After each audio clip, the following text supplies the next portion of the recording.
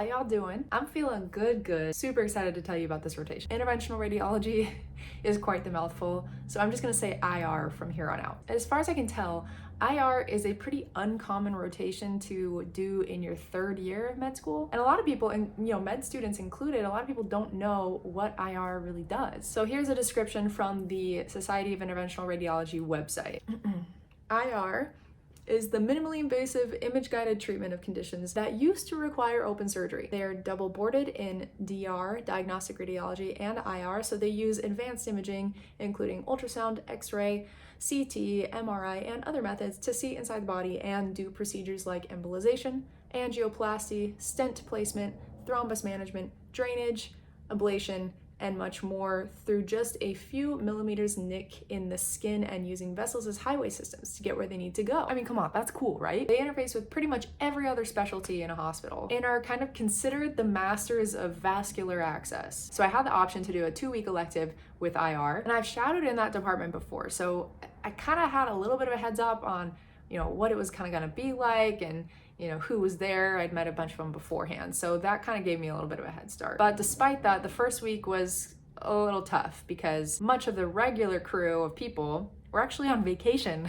So I only knew like a couple of people. They had to bring in doctors from a neighboring hospital to kind of fill and make sure that everything was covered. It was a little weird because some of those people clearly weren't used to having students and didn't really know what to do. And I was trying to figure out how to be involved, but not be obnoxious, fine line. Then at the end of the first week, I actually went to a conference out of state to present with a friend / fellow student as a bioethics conference actually, which sounds super boring. It was actually really cool. Portland's amazing. I love Portland people, keep Portland weird. Then when I got back from the conference the following Monday, the regular crew and the IR department was back. So that was awesome. And I met up with an attending that I'd shadowed before, so we knew each other. And I remembered him being a really enthusiastic teacher. So I stuck with him like glue for the entire week because we got along really well, and he was really good about getting me involved, and that's what I wanted. When I asked questions, he really took the time to explain. I mean, grabbed pieces of paper from around the room and would draw things out when I had questions about procedures or difficult concepts. And he had me place a chemo metaport and a tunneled catheter, which those are super common things for them to do there, and to them they could do it in their sleep. But to me it was I was stressing. It was really nerve-wracking because there you are, you're tunneling and it's all subcutaneous, so you have to do incisions and sew up and all the it's a whole process. It's simple to them, but to me it was huge to be able to actually do both of those things. Obviously he was guiding me through it step by step, and he definitely did some of the more sensitive or complex little parts of both of these procedures. But I got ultrasound guided internal jugular vein access, and I numbed them up, I tunneled, made incisions, opened up the pockets to insert whatever the thing is called, the port, controlled the fluoro, the imaging on the screen. You're doing the procedure on the patient and you have this live imaging going as you're doing this, right? So I'm controlling the fluoro to see what's going on. Clothes stitched up, all that stuff. I was sweating, and it was probably excruciatingly slow for everyone else in the room.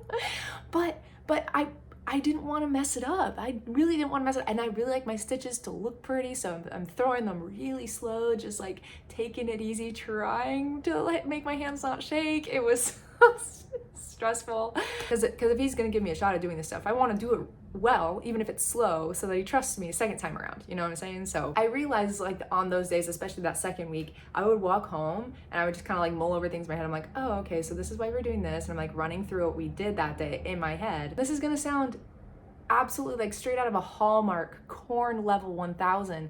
But I literally walked home, especially on those days where I got to, do stuff, really did it myself. And I would walk home beaming.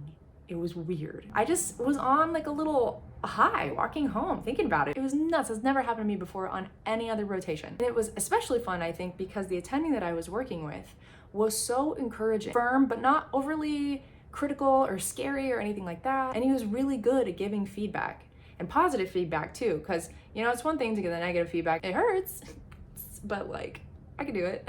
But he was really good about giving good feedback too, positive feedback, oh, you did this really well and this really well and this really well, and we can work on this thing, this thing, this thing, XYZ next time. And I'm fabulous. Such a good balance. Now for the recap here to give people who are either doing an IR rotation or doing it in the future, maybe thinking about it. Here's a relatively quick bullet point summary of what to expect, which will include a list of the different things that I got to do in C, how my expectations for the schedule and content of the rotation stacked up to reality, and a spitball description of the types of people that go into this specialty, IR. That's just based on what I've seen. Don't take it as gospel, okay? Plus a couple of bonus miscellaneous thoughts at the end, so watch to the end. So I wrote everything down that I did in this handy dandy notebook. Oh my, is that the second Blue's Clues reference I've had in like as many videos? It's fine, I'm a child at heart. All right, I'm gonna run through these a little more quickly. So there are a bunch of different types of catheters. It would take me a million years to explain all different kinds. Firm caths, tunneled catheters, PICC lines, GJ tube, like gastrojejunal, yeah, like a PEG GJ tube. Yeah, so, and then there's this cool thing that you do for liver cancer, specifically hepatocellular carcinoma is what I saw. They have, what are they called? These Y90 or yttrium-90. It's like this radioactive thing. And you map out in the liver the vessels that are feeding the cancer. And then later, after you do the mapping, you go in and you're like, okay, well, these are the vessels that are feeding the cancer. And then you inject radioactive beads. This is called Therasphere. Those beads, inject radioactive beads into the vessels that are feeding the cancer. And these beads will kind of clog up those vessels so that it starves out the cancer, and the radioactivity of the beads will also help treat cancer. That's really cool. Saw that. So many tubes, nephrostomy tubes, cecostomy tubes, cholecystostomy, lots of grams, lots of angiograms, where it's basically like pictures of all the vessels, cholangiogram. Then I had a day doing biopsies. Oh, I didn't do them, but like I was there.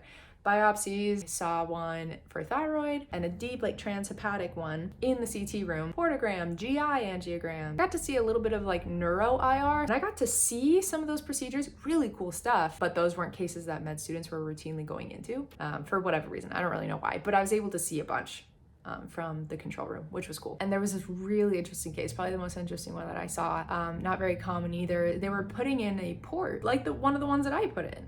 And they do this a million times. And one of the wires that they use to place this port unravels at the end somehow and gets stuck. So they have to go in and they had to figure out, okay, how do we get this out? At one point, there were like 8 different specialists in the room. It was pretty intense because they had to be really careful with as far as like how much risk they were willing to take in getting this thing out, because it was stuck. It was stuck in there, and they're like, well, we don't want to just yank. You can't do that. So they had to figure out, like, is it okay if we, position it this way? Is it going to epithelialize and just become one with the lining? And like, is that okay? And they had to get all these specialists in to like figure out what was going to be okay long term, what wasn't, what was the risk, what was the benefit, da-da-da-da-da.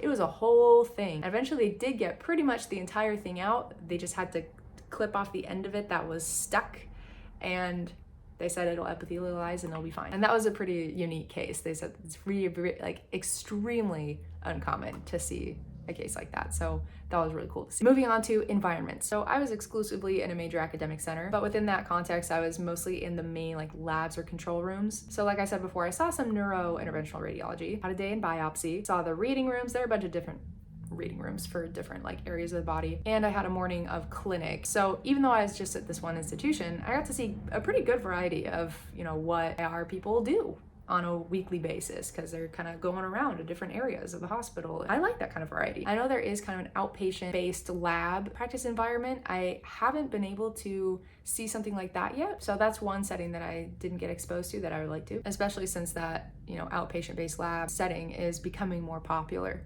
as far as what I've read and people I've talked to. And now expectations versus reality of the content of the rotation. Since I shadowed in this department before, I had a pretty good idea of what to expect, but I didn't expect to go over into biopsy or do clinic or anything like that. So that was fun. That was new. That was something that I didn't know that I was going to be able to do. One thing that I expected to get a little bit more exposure to and at least get in maybe 1 or 2 cases was neuro IR, and I didn't. So I kind of bummed about that, but I got to see plenty, so it was okay. One procedure that I wish I could have seen and just didn't get the chance to in the time that I was there is a TIPS procedure. And TIPS stands for transjugular. So you think your jugular vein, so you're going to jugular. Transjugular, intrahepatic, inside the liver, portosystemic, portal circulation, systemic circulation, shunt, connecting them with a shunt. So very long name. Basically, it's just telling you how you access where you're going and what you're doing, what the goal of it is. Tips. Expectations versus reality of the schedule. About what I expected. 8 to 5 mostly. Not terrible. And for me, it was just Monday through Friday, so I had the weekends off. And as far as types of people that go into IR, if I had to, kind of sum it up, it would probably be, think surgery types, but nerdier and usually nicer. To be fair, some are definitely like surgical radiologists. So like primarily they're radiologists, but they like doing the procedures. That's how I would maybe categorize myself, as a person who's interested in radiology side of things a lot, but also wants to be able to do procedures and likes kind of like the surgery vibe without like always wanting to be in an OR, you know what I'm saying? There are definitely surgical radiologists and then radiological surgeon types. And it's pretty distinct, like the people that you run into there pretty much always fit squarely into one of those two camps pretty well. The IR like lifestyle in a large academic center like this, I've heard it described as kind of surgery light. You're dealing with people who have like random bleeds and you have to go find the bleed and like they're bleeding out on the table and you're like, so it's intense, and you have overnight call and stuff like that. And then to wrap up here at the end, actually something that hit me pretty hard, and I kind of touched on it earlier, but if any of you watched my psychiatry video recap thing, I'll link that up above here in case you haven't watched it. But if you have, you'll probably remember me talking about how the hours weren't bad at all on site, but I was still so exhausted after a psych shift, and I would just crash after getting home. It was like useless for at least 2 to 3 hours after coming home because I just needed to recharge. For contrast, on this rotation for IR, I was in the hospital 2 to 3 times longer every day, but the time seemed to go by so much faster than when I was on site. And when I got off of my IR shifts, I was usually pretty energized, and like I mentioned earlier, I was like smiling to myself. Like, who does that? Who does that? No one does that. That was me. It was weird, but not in a bad way. I was excited to go back the next day.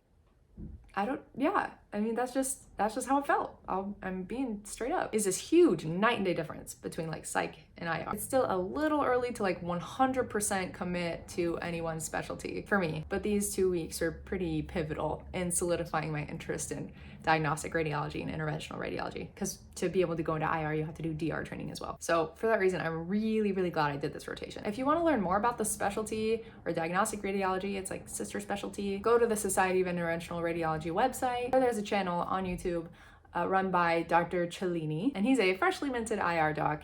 And he's done videos all throughout his training. So if you're curious as to what that training looks like, I found his videos to be really helpful. His stuff is awesome, and I'll link his channel up above here. If this bullet point style-ish kind of recap was good and you liked it or was helpful, let me know. Or if you'd rather me just like tell stories the whole time, I can do that too. I just want to give people what they want for upcoming rotation recap videos. My next rotation is family med. Wish me luck. And if you've done this rotation already, feel free to DM me or comment your like best advice. Love you all. Thank you so much for watching. Have an awesome rest of your day, and catch you next time.